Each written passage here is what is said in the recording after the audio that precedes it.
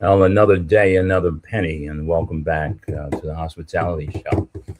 Michael Woodson here, together with my co-host Susan Graves, who is in a world travel. We both have been on the road. I lovely have had the opportunity, and myself, to go to the UK, but I'll let her talk about where she's been. Where you been? Where Yeah, are you? been a few places. I'm in Thailand now. It's beautiful. Yeah, Unbelievable. You looking know, forward to our guest today. I'm gonna get a cereal box. Where in the world is Susan Gray? But anyways, I just wanted to say hospitality is just a growing field. We're happy to be here. Thanks to our sponsors who have been generous to us, and we're empowered by them. So I just want to give them their nod. Workforce Montgomery, also the Integrity Restaurant Group, and together with IBM. All our sponsors have been making us possible. Tonight we have been blessed with an incredible guest. I gotta just give him his props. We have a Dr. AJ Aluri. He's an associate professor in the Hardy Family Hospitality and Tourism Management Program at West Virginia University and founding director of the Nepakolin Hospitality Innovation Technology HIT Lab. And he's also a recognized leader in hospitality technology. And he serves on global boards, including the HFTP and Advisory Council for Hospitality Executives, Hospitality Technology, and also, I gotta give it to him. Mertech is another part of this industry I'm really doing a lot of good things in our industry. His research focuses on emerging technologies, artificial intelligence, automation, AR, and robotics, and their impact on operations and the guest experience. Widely published and honored with numerous awards, Dr. Aluri was named among the top 100 most powerful people in the U.S. hospitality industry, and the top 25 most influential educators by the International Hospitality Institute. Dr. AJ Aluri, welcome. Thank you, Michael. Thanks for the introduction. And obviously, when I talked to Sue the last time, she was in Singapore, and now she's in Thailand. So, well, it's where in the world is not Sue. I mean, like I said, my gift to you will be a cereal box like Aldo in the back of it. Where in the world is Sue? So here we are. Artificial intelligence, robotics, all coming to play. I think about as a kid when I was, watching Lost in Space, the robot, Will Robinson, or the George Jetson, and looking at an era and seeing where we're at. Space Odyssey 2, all these, these sci-tech shows. And now look at we today. We're living it. So it's a pleasure to have you, given your research and where you are.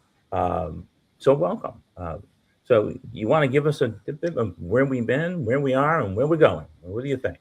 Let's start. Absolutely, Michael. You talk about growing up as a kid. One of my first TV shows was the Giant Robot. It's a Japanese show back in the day. One of the old versions. And as a kid, I used to watch it. It's like, wow, that's really, really cool. And then look at where we are now. We don't have the giant robots, but still, how much of AI, artificial intelligence, is playing a role in our society, in our communities, and in hospitality is significant. And I should say that. And, just to give you my perspective, 10 years back, I started working with service robots, and my first service robot name is called Lynx. Lynx was perfect with the app. Everything was coded with behind the scenes and everything else. Then we moved to Now, which is a better version of a service robot, but it was a programmable bot. So we used to program it. We used it as a concierge front desk, and during COVID, we tested it in Nemacolin at a Marriott hotel here in town. Amazing stuff. But now, recently, I've been working with a new social intelligence robot called Nilo from InBot. And I'll tell you, this particular bot is off the charts. It can speak 50 languages efficiently, more advanced level. And the way it's programmed to speak to any human on any subject at any time, without a lag, without a change in You can talk to it in multiple languages at the same time without switching languages, without changing languages. Wow. So, for example, now, for example, we used to have a choreograph as a software. We used to use it in order to program it. Nilo doesn't use any choreograph software. It just uses this AI framework that connects to the cloud, that connects to these LLMs. And what it does is just a magic. So just last 10 years, I'll tell you, I personally, from my research, but also working with industry, working with service robots myself, and I'll tell you, we are in an intersection of where the high touch meets high tech. Back in the day, we always said high touch is, always will be there. But I'll tell you, high tech has come so long that we have to really revisit what high touch means now for hospitality. So would it be fair to say that here we are, in 2026, and if you go back to the pandemic, would it be fair to think it all began there? Because like an explosion right out of the pandemic into hospitality, changing the game. When I joined in hospitality, I used to say, I was just taken back seeing vendors pushing things at the H-Tech show on just old technology. It's like I thought I was going into a movie like, into Fred Flintstone era. And so then all of a sudden, pandemic, and then we go fast forward, and here we are today. AI is coming, and we've got robots and et cetera. The guest experience, everything's automated. Boom. Change of game so quickly, right? Where the struggle was, let's get Opera in the cloud, right? Let's Toast doing what they would do. Let's improve our food and beverage area and try to automate some things there. And now we have robots delivering food or being a concierge. 50 languages, amazing. So, hey, I'm going to turn this over to Sue. So you seem like you have a lot of questions. So Sue, go for it. Well, last time AJ and I talked, he was getting ready to present at a gaming expo, and I'd like to ask you how that went, because you were pretty excited about that. So I wanted to start there and bring us forward. No, glad you brought that up, Sue, because that was a gaming and leisure forum. Right. And this is a conference in Vegas where all top executives from the gaming industry were there. We were showcasing Nilo, the service robot, the social intelligence robot. And it's really cool. I mean, I've done a keynote session with Nilo before. We're doing 3 research studies on this particular bot, but more so on the technology behind it, right? What makes Nilo special compared to a lot of the robots out there. Don't get me wrong, the physical AI robots have come a long way. When I first started with the robots, I thought physical AI bots will be decades, in the future. But looking at some of the bots now, how much of physical AI has emerged in the last 5 years is just phenomenal. To put that in perspective, just today, this morning, Figure 3, one of the robots made in the US, was introduced in the White House. Think about a humanoid bot introduced at a White House event. That happened just today. So this makes March 26 something different, right? Can we all thought like a humanoid bot in a White House, one of the most powerful houses in the country, being showcased today? And that happened today. So it's important that we talk about the robots as well as the AI behind the robots as well. At Consumer Electronics Show, there were more than 160, 180 bots introduced across the board. So at Gaming and Leisure, one thing I can tell you, Sue, the way I got excited, the way end of the conference, Nilo was basically the buzz of the show. Everybody started talking about Nilo. Why? Because yes, Nilo can speak 50 plus languages fluently. That's number one. But the other area that a lot of people don't realize is Nilo can also, as a service bot, can go into emotional intelligence as well. It understands human emotions, human elements of it, how to communicate, how to talk. And I know the technology that's behind that makes it special. But when you look at the output of it, there is no lag between languages, between conversations. So he could switch instantly, like just instantly go from speaking Japanese and then speaking to Wow. Yeah, right in there, without any lag in between. And by the way, Michael, one thing that makes, in the back in the day, I remember talking to bots, they would take like a break before they answer. Like, for example, Right. there was a question at the Gaming and Leisure. Hey, I'm flying on Delta in this flight. Can you help me whether I have these economy, there's a certain seats that I'm looking for, economy premium. Do I have that in that flight? And all of a sudden, Nilo goes live all of a sudden online, picks up that particular flight, that particular airline, and not Wow. only tells about that particular premium seat is not available in economy, but talks about specific flights that have it, specific locations that have it, and the hubs that have it. It's just amazing. In real time, I'm talking in real time, it was able to look at it, that particular flight and that particular seat. But there was another individual at the end of the show, Scott. He was talking about, hey, Nilo, I'm having a bad day, what I should do. And Nilo goes completely, trying to make Scott's day better. And really within the conversation, Scott was like, wow, I never thought a bot can really turn my bad day into a good day.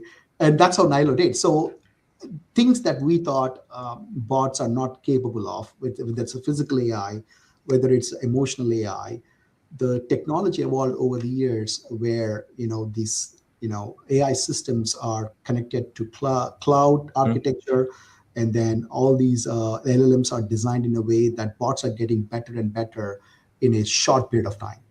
So do you classify this as like we're entering into a decade or a few years of super intelligence? Like, how would you classify this, where we are headed and where we are now?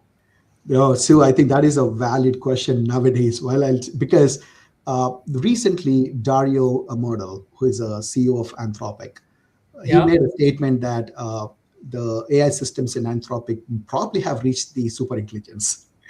And he made that statement in public. And if you look at recently after GTC, NVIDIA CEO Jensen, he recently in an interview stated that we already reached general intelligence already. So we are beyond general intelligence. So what that means is, so to put that in perspective, right?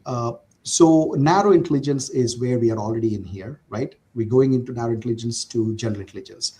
So conversational AI is supposed to be the level 1 of general intelligence.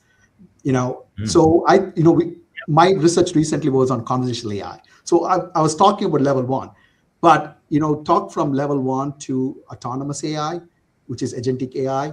Then we go into reasoning AI next. After reasoning AI, we have what is also organizational AI, which is the next level of AI, and then the Gen AI. So we have reached these levels so quickly, and now we are already saying that we have reached Gen AI already. So it's amazing how fast the technology is evolving in that case. So when do we hit the age of singularity then? Well, I think that's a question again in a top, major companies where Anthropic and all of them are talking about. And again, it's again very interesting for us to look at where it's going to really go down to hospitality. Yes, these big companies. If you look at innovation diffusion model, where yes, innovators and explorers will adopt the technology very quickly, but what about mainstream, right? What happens later on, right? So as much as a lot of tech companies are excited about AI, hospitality is the people-centric business. And I think that is never going to go away. But how we really connect AI to a people-centric business is going to be very critical, for such success of our, business in the future. Do you see the front desk becoming an automated environment, or no? I mean, today, I'm sure from a concierge perspective, they're using a robotic technologies for that at the concierge. But the front desk, I mean, me personally, I like to skip the front desk. I'll just give me my keyless entry, go to my room, I'm good. All right, catch up with you when I see you. But do you see, in terms of with the artificial intelligence and having that capability of just checking in and interacting with a bot? So if you look at post-COVID, how many hotels have adopted mobile check-ins and checkouts, Michael? It's amazing. We already took away that touch point. which is a very important touch point in our industry, and made it high touch to high tech. And don't get me wrong, when I'm on business travels like I like to just mobile check in and go go to my room directly, right? But when I'm on leisure, I love to spend the time and get as much as I can for my leisure travel. So again, this is where the high tech should meet with the high touch, because every hospitality industry, depending on their target markets, need to know what percentage of their customers and guests are high tech versus high touch. Then they can really create that high touch experience where it's needed. And again, I'll tell you, we all have different class and scale. And for example, if you look at some of the brands have really taken away the front desk model completely, and have created more of a lobby model.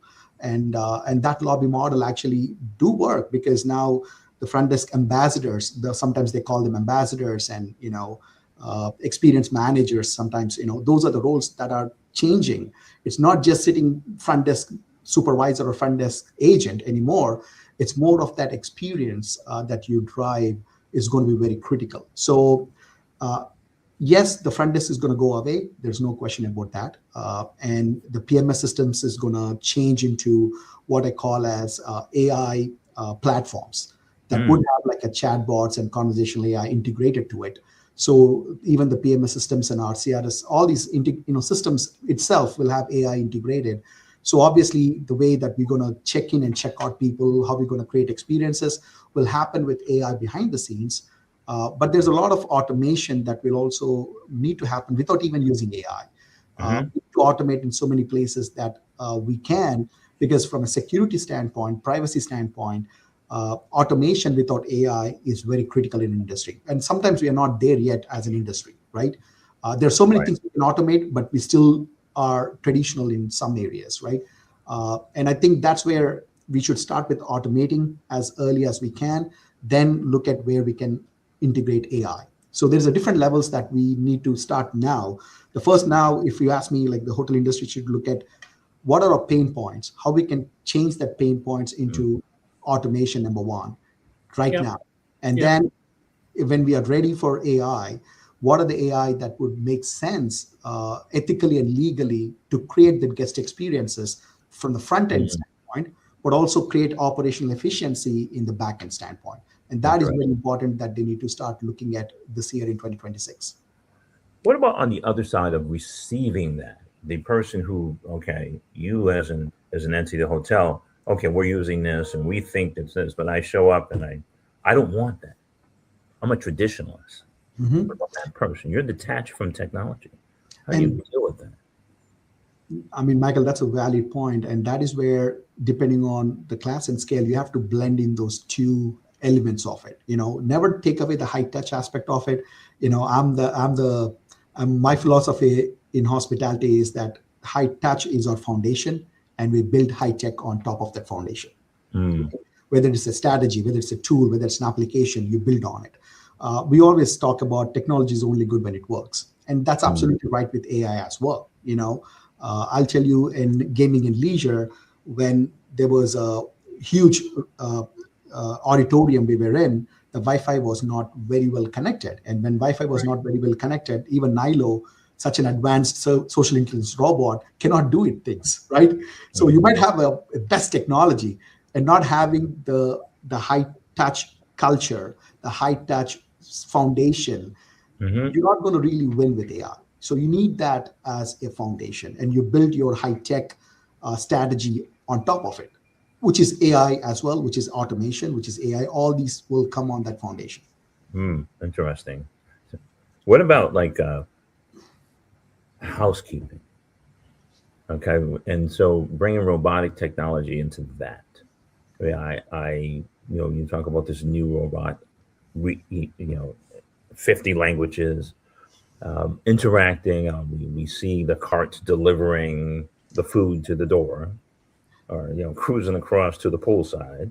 All right, but what about in the housekeeping? I was recently in the UK in London. I ran into I had great experiences there, but I still can't see that. So tell me, what's your take on that in the housekeeping? So I almost thought, like you, several years ago, like housekeeping is never can be changed. But I'll tell you, you'll be surprised. I also work with another company that does a housekeeping robots, and spoke to the founders of that organization. They actually have the first hotel. They Mhm. integrated a housekeeping robot. Wow. And this particular company has been very successful in that first integration. But I'll tell you that will not completely replace housekeeping. What Mm. this bot is basically doing is basically prepping everything for the room for the housekeeper to get things done in a shorter period of time than actually replacing housekeeping, right? So it's more on the efficiency side. So it's basically, getting the room ready, getting everything ready for the housekeeper before housekeeper comes in. So that's one thing I'll tell you, my first-hand experience with the housekeeping bots. But Mm. I've been to China recently. I was done a keynote and got a chance to visit uh, Shenzhen and few places, which is Silicon Valley of China. Shenzhen Right. is one of the cities. Mm. And got to see some of the housekeeping bots there, and some of the models that can efficiently do housekeeping stuff very, very well. So I'm surprised, like, you'll see those robots very, very What's the soon. speed like though, AJ?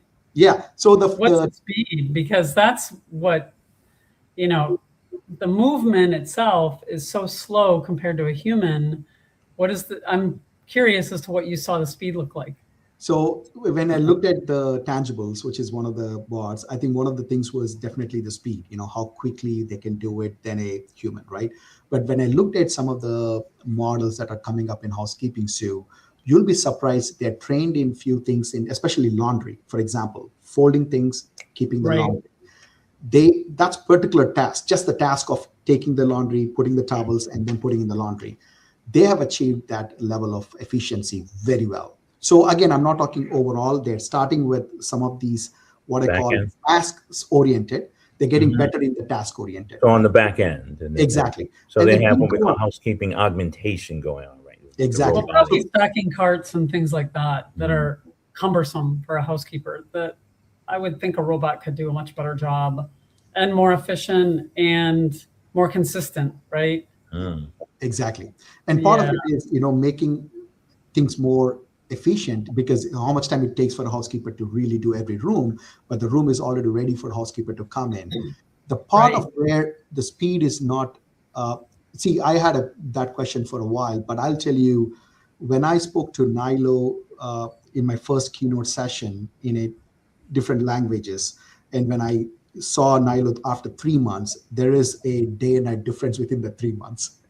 So they're So learning, and they're learning so, the language. so even with the speed of some of these housekeeping bots, so I think the way these physical AI is growing and improving it quite a bit, I'll be surprised in next 2-3 years down the lane. I don't think we'll be talking much of a speed as a concern. You know what I'm saying? Mm. That's how fast the technology is evolving. Because once they're good at one of the tasks, they can get efficient, they can get better. Then they move on to the other task. And now think about scaling up. So now when they're good at some of these tasks, now it's scaling up is going to be a lot easy to do it, right? Because they already have done that. So So let me ask you about the people, though. So the mhm. people, the human in the loop aspect of this. I had the opportunity to be in London, and I had a great bartender, Fillmore, from Jamaica. He's a student who, found his way into. He started out in sales, and Fillmore gave me his story. He took a non-traditional way. One of the things that Fillmore, and I'm going to give him a shout out. Fillmore from Jamaica. He was a great man. But one of the things that we were talking about, using the robots in the F&B, food and beverage. Now, I mean, I love the fact that there's a person there, and there are, I'm sure there's certain functions. But what's your take on that in the food and beverage place, where robots will play a role while you're sitting there, whether at a bar, and the Fillmores of the world who are sitting there, interacting with you. Now, it would be interesting to have that robot, because that robot can tell me everything, right, and interact with no lag. But it's going to take a little used to getting, getting used to this person, because with Fillmore, I had a conversation, full blown conversation going on. Can I have that with that robot? So that's, you're talking about the combination of a social intelligence robot plus a delivery robot, those kind of. So again, within robotics, Michael, there are so many different companies focusing on different things, right? Mm-hmm. So when we go into 3-5 years down the lane, you'll remember my answer. There'll be a robot for every different job. There'll be a service intelligence robot. There'll be a robot for laundry. There's a robot for every small things that we think. That is how the industry is going to evolve. They're going to create their own, core areas that they're good at, and they're going to focus on that. There'll be a bot at the F&B doing all your beverages.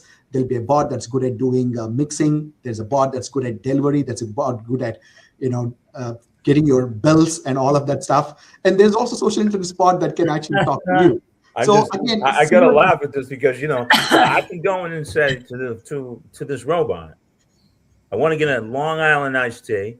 I want it on the strong side, on the long side, and this robot's going to make my drink.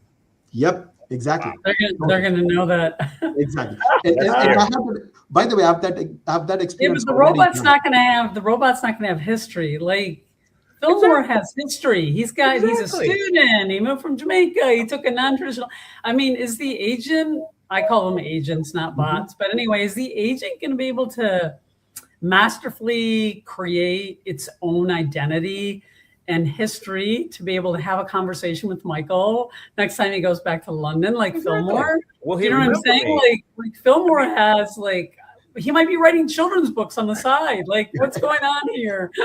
So, but the beauty of human in the loop, to your point, Michael, I think the high touch aspect is something that we will value down the lane more, and I think that is where it's going to go up to. Yes, the bots are getting better. AI is significantly changing the way we're going to use in the future, and that's really creates the value for the high touch experiences, right? So there might be more, reasons for getting unplugged. There may be more reasons for going high touch versus high tech, in the future, and that where you will be valued more and you're willing to pay more. And I think that might happen within the next 3 to 5 years as we see a lot of these robots being, available in the markets. In 2026, you will see innovators adopting physical AI bots in their homes, physical AI bots in their operations in 2026. In 2027, you will see explorers really adopting these bots very soon. And within 2028, I'll tell you it's going to be mainstream. So it'll reach that mainstream. And I'm only talking year in year. It can happen faster than that too. But I'm just saying the innovators are ready to adopt this year. Is definitely end of this year. You'll see that for sure. So you're telling me. So with that said, you said earlier in our discussion that we are, when we look at the folks over at Claude and that company, that they're at that level now of where there's no lag. We can have a common conversation. And now has now enabled this robot to speak 50 languages. So that learning language model is robust. Do you see now? You're saying 2027 we're going to begin to see that, but what's the cost? There's a cost attribute, the labor cost versus the robot of with a machine or whatever you want. I'm going to call it a robot. What's that cost delta here? So they are expensive now. There's no question about it, right? So not everybody can afford a service bot or social intelligence bot, and there's a reason for it because the design behind these frameworks. And I'll tell you, Nilo, for instance. Nilo has this Jensen NVIDIA iRun chip, and this is one of the most advanced chips. And there is also another one called Thor. Thor is used mostly for the high advanced driverless cars and so many other major. It takes a lot of power, right? But iRun chip is comparatively less. Wow. And this iRun chip connects to these LLMs and the cloud, and then it also has the NVIDIA Cosmos, which is another chip that actually tells the robot what to pick, what to choose, how to communicate. Again, the character and personality is designed based on all that. So you can really create a personality of a bot based on all these designs. And the reason why I'm sharing that is to really put that in perspective where scaling these robots, once you figure out one bot is really good to deploy, taking the technology into other bots is so easy. So the scaling problem is one thing that I'll tell you is going to be easy for some of these companies to roll in. The problem with, again, high touch, when you look at one of the major costs in our hospitality industry is labor. Right. Labor is one of the major challenges. And part of it is everything is, with inflation, supply chain cost, everything is expensive now. So the costs have gone up in order to really produce an experience for guests. At the same time, the labor cost has gone up. And also there is actually a more preferred choices in young generations. They're not really, when I say preferred choices, is hospitality one of the first preference for a lot of the graduates now? Not really, So there's a lot of, what we call it so many other names for, saying like we got this, Gen Z economy, or people that don't prefer specifically about, hospitality jobs, because 24/7, 365 days, those are the jobs that, back in the day, we all loved doing it, but now there is a preference for these particular jobs. And I think that is where we have no choice in really keeping up with guest expectations in terms of our cost. Well, if they've got these things in their home, they're going to expect it in a hotel. It used to be you went to a hotel to see the really cool stuff that you didn't have in your home. Well, the script has flipped. Now you have all this stuff in your home. I mean, humanoid robots are going into homes now. And then we're still pushing vacuums at a hotel. It's like, I don't know, I think. Well, I can see that. I was at the Westin in Goa, okay, now, and they had a delivery robot. All it had on it was magazines, and it had bottled water, and it was roaming the lobby. So how nice is that? It's hot, it's humid. I don't want to go to the front desk and ask for a bottled water, but if I have a robot that's roaming around offering, a newspaper and a bottled water, how convenient was that in the lobby, especially during a busy check-in? So I've experienced that myself on the road, but what does our workforce have to look like now and in the very near future? I'm not talking about future because it's going too fast. Well, one of the things is I like my champagne when I arrive at the Ritz-Carlton. So in the lobby, I mean, here you go. It's great. There you go. Yeah. I feel better with the human person giving it than some robot. I mean, I find it so cool. I know, but this was a bottled water in a cart. You just grab it and go, I mean, I thought it was convenient, And it's a big lobby, very big lobby that was connected to the pool area outside. So there was a lot of space. So let's focus on, okay, we've talked a lot about technology, but what about our student attributes? We're coming out with a graduating class in an AI. This is the first really I'm calling who's entering the AI jungle, right? The students who traditionally, went through 4 years, and things have changed while they were in that 4 years. And we have accelerated the use of AI and robotic technologies and other technologies. What's that outlook look like to you? So, I mean, I deal with students on a regular daily basis, right? So, and I want to make sure my students are really prepped for the future, not for a current job, but a future jobs. And for that, I've created right around COVID, when these trends are going on, I thought about a course called Hospitality Business Innovation and Technology. I call it BIT course. I created this BIT course, and this course is, again, built on that high touch foundation and built on that high tech solutions, right? And AI is one of the major piece to it. So I don't have I never wanted to do an entire course on AI. I wanted a course that really geared towards that high touch and high tech framework, and AI as one of the focus areas, right? And I'll tell you, that is important now. I think that is something that every student that's going out of college should understand what it means to have a human skills and build on the technology skills on top of the human skills. And I'll tell you, if you talk to industry leaders, which I always talk to industry folks, and they'll tell you, we need students with good human skills. That's what we need.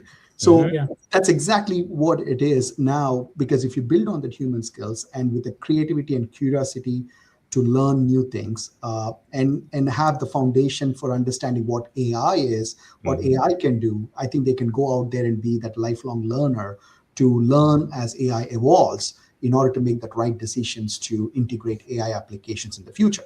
And I'll tell you, I know there's a lot of certifications, programs out there teaching AI, but AI in the next 1-2 years is going to be different. I think what can you teach now that, that is something that's going to be new 1-2 years down the lane, right? But what I like to teach is I like to teach the foundations of exactly it's all about foundation.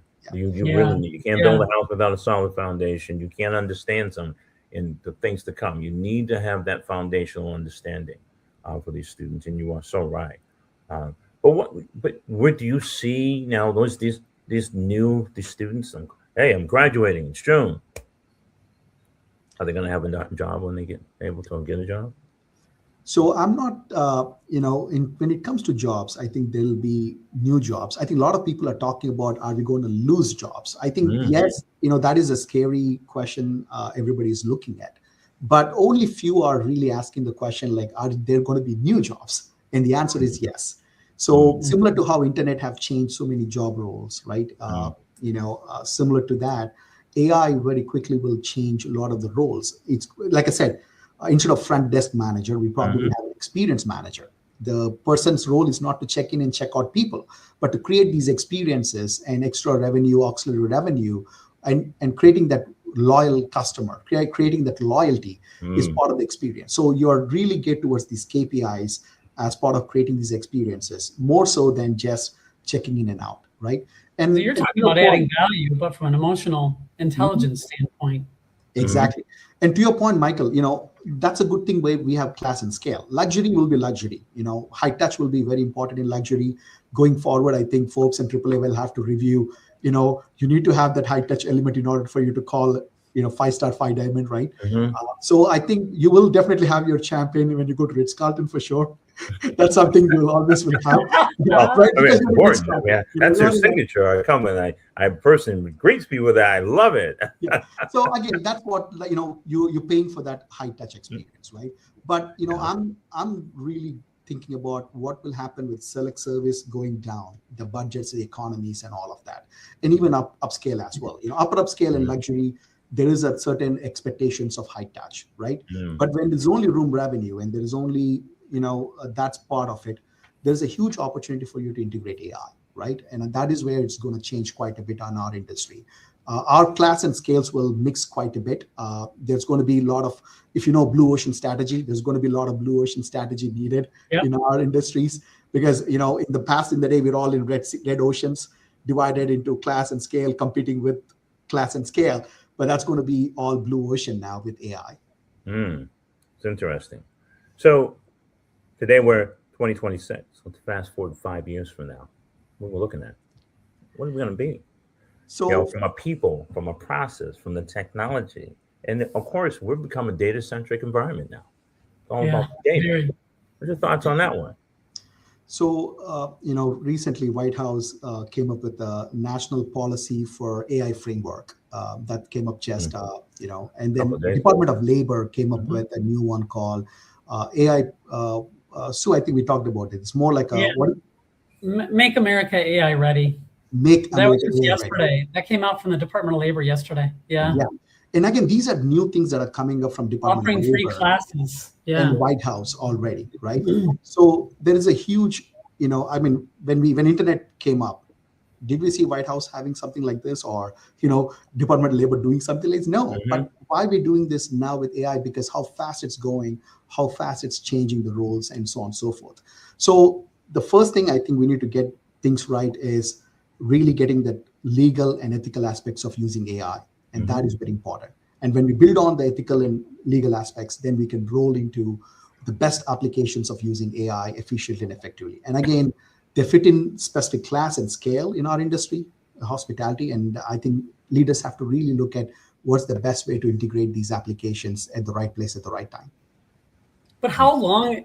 So if you think about this framework, okay, AI is growing. It's like the wild, wild west out there right now because there isn't a framework. So should we put this in the hands of our congressmen and senators to figure this out? We don't have 3 years to wait for them to figure it out. I mean, They need to be moving faster. Well, What kind of that's the problem. framework are they going to be developing that is going to be relevant by the time they conclude? Mhm. By the time No, they that's- conclude it, I'm just being serious here. I mean, this has to move fast. Well, Yeah. here's the issue. So, yeah, we look at the average age of the person making these decisions. They're having problems comprehending it. All right.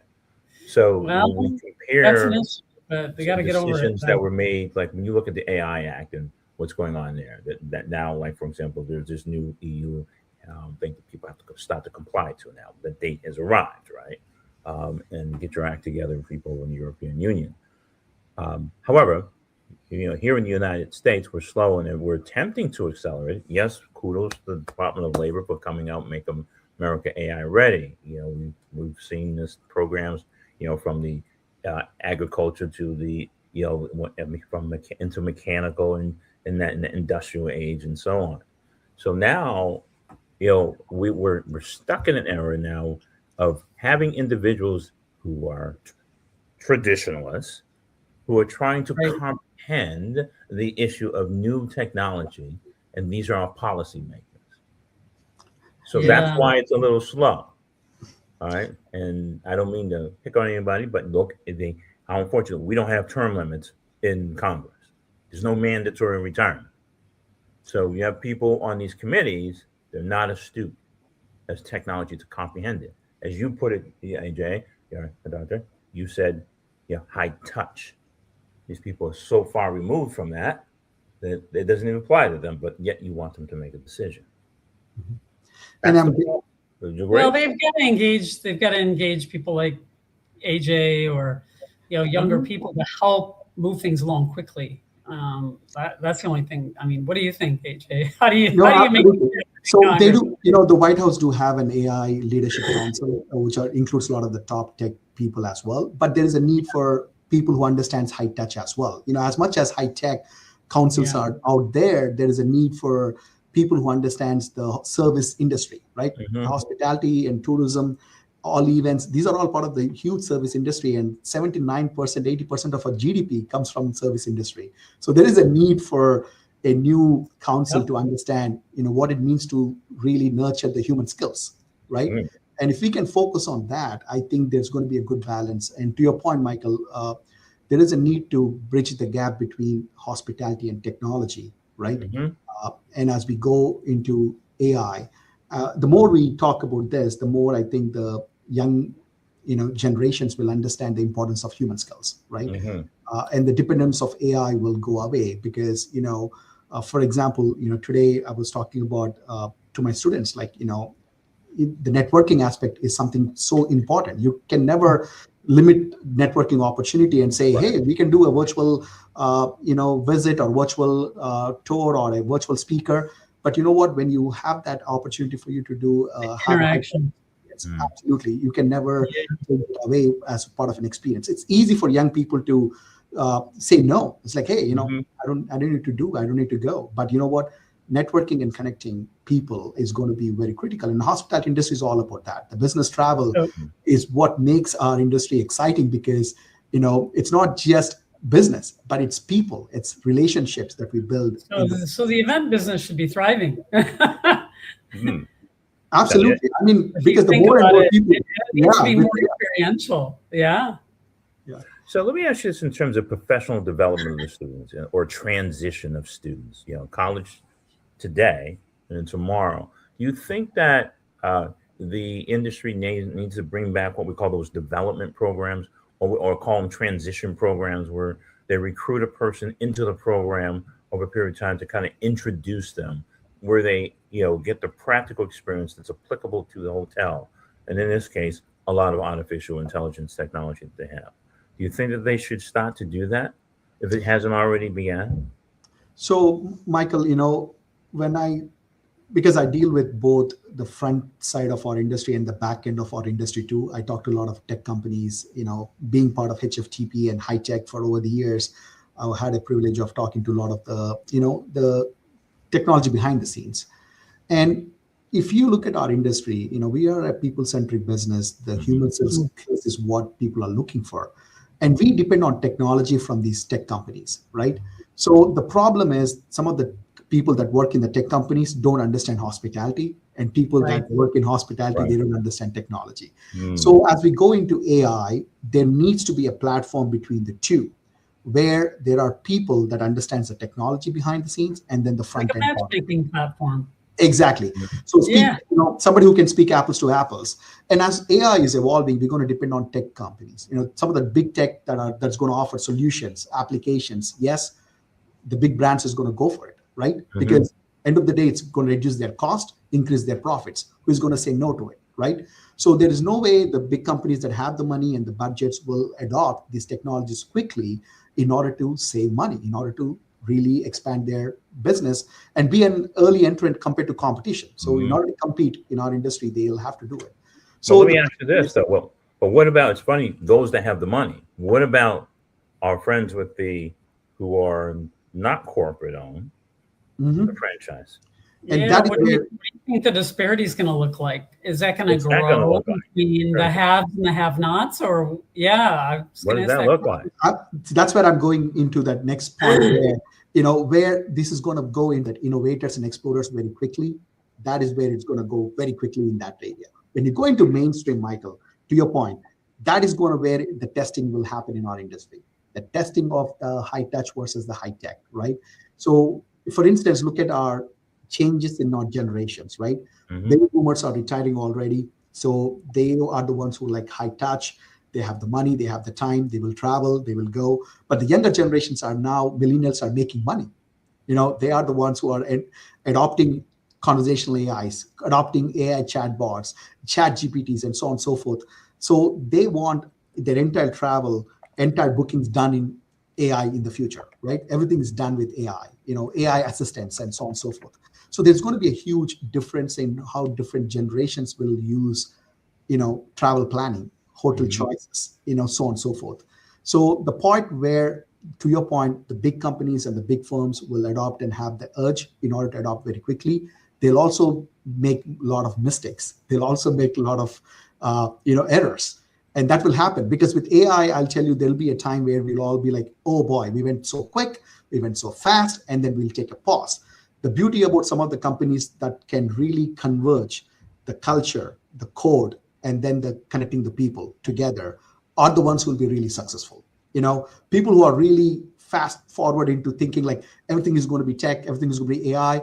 Yes, you will evolve very quickly, but you will also face some of the challenges very quickly as well. Because if you don't have that high touch culture, in the first place, and if you don't have that foundation built in, you're not going to build that AI success. You need to have that foundation in order for you to be really successful with AI. So big companies will have the edge. Big tech companies will really change how we're going to do our business. Because if you look at our industry itself, we are becoming more commodity as well. Yeah. The parent Yeah. companies are going away from running the brands, being more like the platforms. Hmm. You see that in our hotel industry specifically, but our broader service industry in general is going into that model. So it's easy for AI integration. It's hard for building that human touch. And the companies that can build the human touch will have a new strategy, a high touch strategy that probably cannot be replicated by some of the other companies. So there is going to be a wonderful opportunity for companies that can blend in the code, which is basically how they use technology, AI behind the scenes more efficiently, more intelligently, but never taking the human essence of hospitality. So really, it's really about operational efficiency, right? Um, now it's all about the guest experience. Now that's defined by the guest himself, right? And what they want, what they desire. Now, let me paint a picture for you. Guy works in technology, you know, and in laptop, phones. They want to get away from it. They don't even want to see it because that's me. I want to be that guy with flip flops, with shorts, grow my beard, sit under a tree with a t-shirt on, and not even see a phone, a iPad, or anything. What? Uh, I just want uh, to be that guy. All right. I dream of that person. What about that experience? No, you remember I mentioned about going unplugged, right? That will be a new trend very soon. Yeah, I think People so that too. want to go, and there is already, during COVID, we saw that the importance of wellness tourism, right? Importance of staycations, importance of really, going into recreation and adventure and outdoors. I think have really improved in post-COVID. And I think as AI is going so quickly, Michael, to your point, I think a lot of people will want to be they're ready to get unplugged. And there's going to be properties that are designed for it. I'm sure I have a thought in my mind several years ago where you will go to a room and there'll be a box. Instead of putting your passports, you'll put your phones. Yes, exactly. I want somebody to come up with this, the Unplug Hotel. That's it. Yeah. Hey, are the OTAs winning again, AJ? Because I feel like they've got so much technology behind them, and I feel like they came up and scooped all of the direct bookings from the hotels, and they're doing the same now. They're integrating AI faster than the hotel brands can do it. And what is your thought about OTAs and the future of OTAs versus trying to get, guests to direct book? Yeah. And I'll tell you, that is actually true. OTAs have a different formula that they play with. And I think technology is something that they have in hand because they're a platform, Airbnb, booking.coms. For them, data is what makes them different, right? Our hotel industries in traditional companies in general have evolved, becoming more data centric only later on, then we understood the importance of data, importance of loyalty, memberships, and so on and so forth. But these companies have done really well being a platform for not just lodging, but also travel, experiences, events, and the combination of all that, the entire experience is going to be very critical. I think our industry needs to evolve into that, what I call as entire customer journey experience, how we can really provide that with collaboration, with partnerships. Can we make that happen? That is a way we can really compete with OTAs, right? It's not just, somebody's really booking hotel, but I want to be at the hotel at a specific place. I want to be at the specific restaurant, and it's tourism experience I want to have. How we can create that entire customer journey experience with partnership collaboration is going to be very important in the future, Sue, to your point. I mean, Airbnb is already created their experience platform. I know some of the major brands are starting to, but I always feel like, from a brand standpoint, we're one step behind the OTAs. Yeah, we are. I mean, at least 2-3 steps behind. Are we one step or two step? I mean, they're maybe two. We just don't seem to be moving as fast, and I get concerned about the disparity in our industry and those that adopt technology willingly and quickly, as opposed to those that are like, I'm not doing that, I'm never doing that, I'm going to have a hard key forever, I'm going to have this, that, and the other thing. Does that create a different kind of experience, or do you feel like that creates more disparity in an industry that's already kind of slow to adopt? I don't know. What are you seeing out there? So if you look at internet, mobile technology, these things took decades of time for adoption, right? Whereas when you look at recent numbers like ChatGPT, for instance, how quickly it was able to reach mainstream is just amazing, in a short period of time. And then so this is where it goes into this, where the generational differences, generational priorities is going to be very important. It's not about, again, to be specific to your question, Sue. It's not about how many applications how many AI things It's all about what is that right application for that right problem that is what I think is going to be important, right? Because as much as so many AI tools are out there, not all tools will be relevant for your problem. So you have to really specifically look at, again, I go into these pain points in our industry, like what is your major pain points that you want to, the routine, the routine task, the simple rule based that you can automate, that you can use AI and make it simple and easy. Let technology, integrate technology where it's good, but never take away the human essence. that is where I think we need to be really looking at more and more. Where do humans matter most in our industry?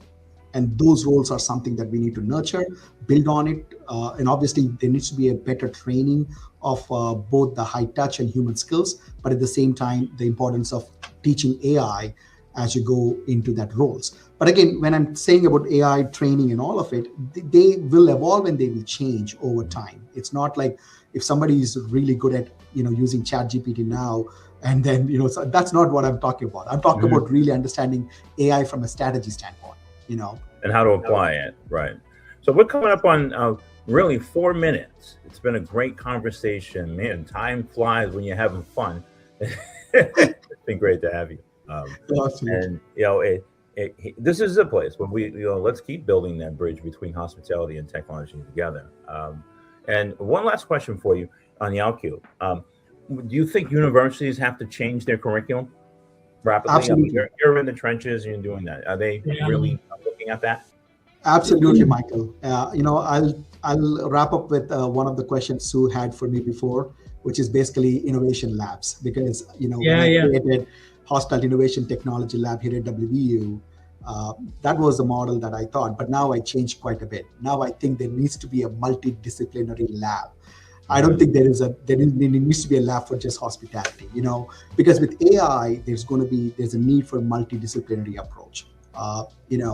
For you to really become good at understanding where AI fits better, AI fits perfect, it's the combination of different skill sets, mindsets that needs to come together in order to understand, because the ethics and the legal aspects of it has to be something that we have to think from different perspectives, different clienteles, different guests, different generations. And for that, we need to have the diversity in our groups as well. And to your point, Michael, that is exactly where the curriculum needs to change, because we don't need to go into that traditional mindset of preparing students for hospitality now, but what's the hospitality is going to look like in the future, where human skills can be built as a foundation and then build on your high tech skills on top of it, which includes automation, AI, not really good at being good at technology, but being good at what strategies of AI or what applications will turn into strategies for you to really improve your KPIs. All right. So the real value is going to be driven by the human.